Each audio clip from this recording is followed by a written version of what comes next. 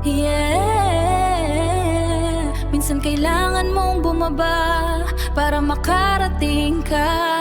Marunong din naman akong humawak ng manibela, pero pinili kong ikaw muna kahit di klaro ang eksena. Walang mapa, walang direksyon, walang kahit anong plano. Basta't kasama kita, kahit saan pa to mapunta, go.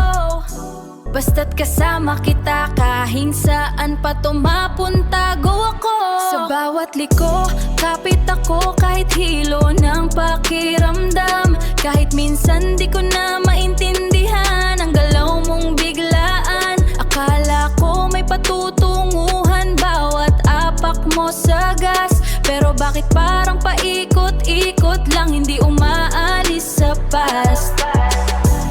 Sumakay ako kahit walang kasiguraduhan. Hinayaan kitang dalhin ako sa kawalan, pero pagod na rin ang pusong walang direksyon. Kaya ako na ang bababa sa biyahe ng ilusyon. Alam ko rin naman na hindi ako perpektong driver.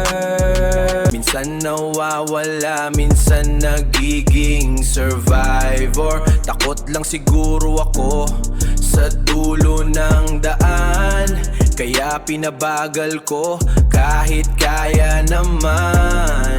Hindi ko sinasadya na malito ka sa takbo.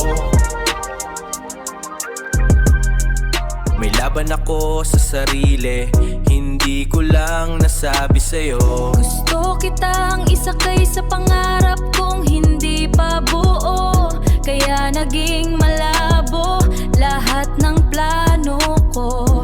Sumabay tayo sa biyahe na walang linaw, parehong umaasa kahit walang ilaw.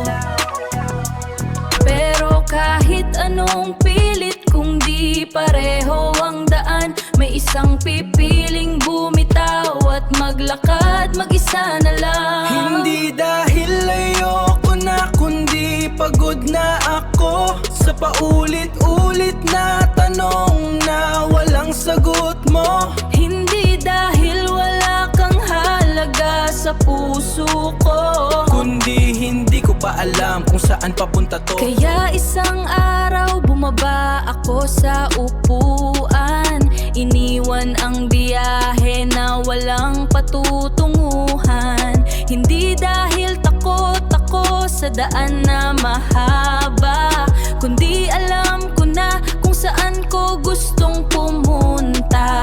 Hawak ko na ulit ang sarili kong manibela, hindi na aasa sa takbo ng iba.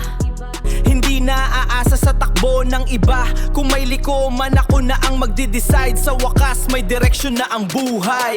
Minsan kailangan mong mawala para makita ang daan. Minsan kailangan mong bumitaw para makaramdam ng tahanan. Hindi lahat ng sabay ay hanggang dulo ang biyahe, pero bawat baba may bagong simula sa biyahe.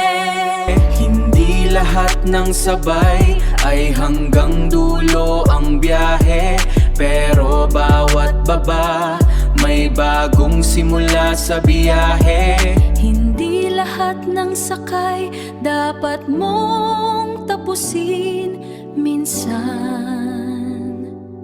Ang tunay na tapang ay ang marunong bumaba.